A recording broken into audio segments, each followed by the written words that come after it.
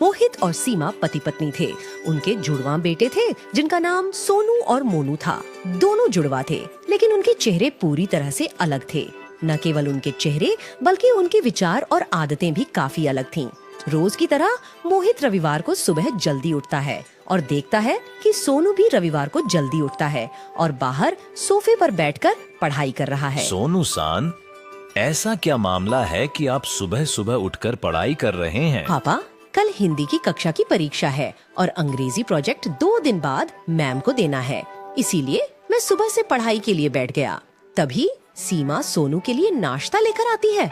देखो, हमारा एक बेटा सोनू है जो सुबह जल्दी उठकर नहाकर पढ़ाई करने लगता है और दूसरा है मोनू जो सुबह जल्दी उठकर अपने दोस्तों के साथ बैडमिंटन खेलने चला गया।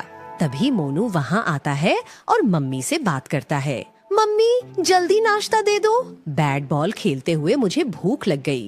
तुम पूरी तरह पसीने में भीगे हो, पहले नहा लो, फिर मैं तुम्हें नाश्ता दूंगी। ओ मम्मी, छुट्टी के दिन भी आप मुझे चैन से नहीं रहने देती। मुझे हफ्ते में एक छुट्टी मिलती है, उसमें भी आप मुझे सुबह नहलाते हैं और पढ़ने के लिए बैठा देते हैं। मेरे पास पूरे दिन पढ़ाई करने के लिए है। मैं नहाऊंगा और पढ़ाई भी करूंगा। सोनू बेटा, क्या बात है, तुम्हारा कल टेस्ट है, तो सोनू की तरह सबसे पहले तुम्हें टेस्ट की तैयारी करनी चाहिए और बाकी सब खेलकूद है। बाबा, मैं पढ़ाई भी करूंगा, मेरे पास उसके लिए अभी भी पूरा दिन है। जो लोग समय पर काम नहीं करते, उन्हें हमेशा पछताना पड़ता है। इसलिए चाहे वह काम हो, खाना हो या खेलकूद, सब कुछ समय पर करना चाहिए। तभी आप जीवन में आगे बढ़ पाएंगे। समय का सही उपयोग करना सीखिए, जैसे सोनू करता है। यह कहकर मोहित वहाँ से चला जाता है। कुछ समय बाद सोनू हिंदी में सब कुछ सीख लेता है और अंग्रेजी में एक परियोजना बनाने लगता है, जबकि मोनू पढ़ाई करने के बजाय टीवी देखना शुरू कर देता है। मोनू के दोस्त उसे खेलने के लिए आमंत्रित करने उसके घर आते हैं। मोनू, सभी बाहर बैट बॉल खेलने के लिए तुम्हारा इंतजार कर रहे हैं और तुम इस इडियट बॉक्स को देखने में व्यस्त हो। मोनू अपनी माँ को बुलाता है।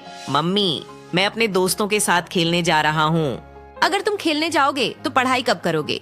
अगर तुम पढ़ाई नहीं करोगे तो तुम्हारे अंक और भी कम हो जाएंगे। अरे माँ, मैं शाम को पढ़ाई कर लूंगा और देखो, मैं इंग्लिश प्रोजेक्ट भी बना लूंगा। वैसे भी टेस्ट आज नहीं बल्कि कल है, और जहाँ तक अंकों की बात है, ये तो किस्मत पर निर्भर करता है कि अच्छे आए या बुरे। यह कहकर मोनू अपने दोस्तों के साथ खेलने चला जाता है। जब मोहित शाम को घर आता है तो वह देखता है कि सोनू ने अपना अंग्रेजी प्रोजेक्ट भी तैयार और सजाया है। हाँ पापा, मेरी हिंदी टेस्ट की तैयारी भी पूरी हो गई है। सीमा, यह मोनू कहीं नजर नहीं आ रहा है। जैसे ही मोहित ऐसा बोलता है, मोनू हाथ में बैट लिए घर में प्रवेश करता है। तुम तो सुबह से बैट लेकर घूम रहे हो। तुम्हें देखकर तो लगता है कि न पानी से नहाए हो और न कुछ पढ़ाई की है।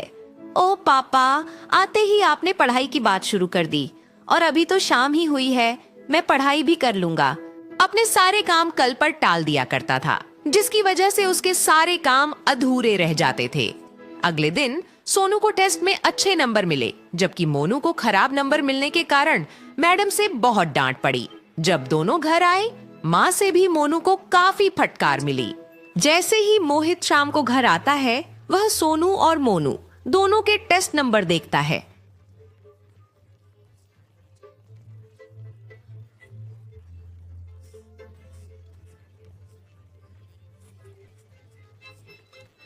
मोहित मोनू को प्यार से समझाता है।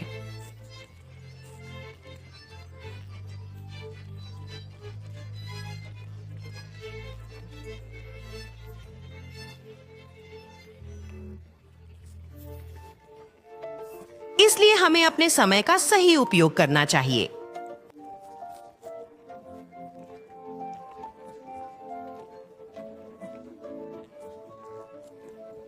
अब दोनों को छुट्टी मिली, लेकिन सोनू ने समय का सही उपयोग किया और इसका नतीजा आपके सामने है। और जहाँ तक किस्मत की बात है, हमें अपनी किस्मत खुद बनाने की सीख दी जाती है। इसलिए समय का अच्छी तरह से उपयोग करना सीखें और सबकी नजरों में ऊंचा रहें। बेटा, मुझे तुमसे बहुत उम्मीदें हैं। आशा है कि तुम समझ रहे हो कि मैं तुम्हें क्या सिखाने की कोशिश कर रहा हूँ। बेटा, इसलिए हमें अपने समय का सही उपयोग करना चाहिए।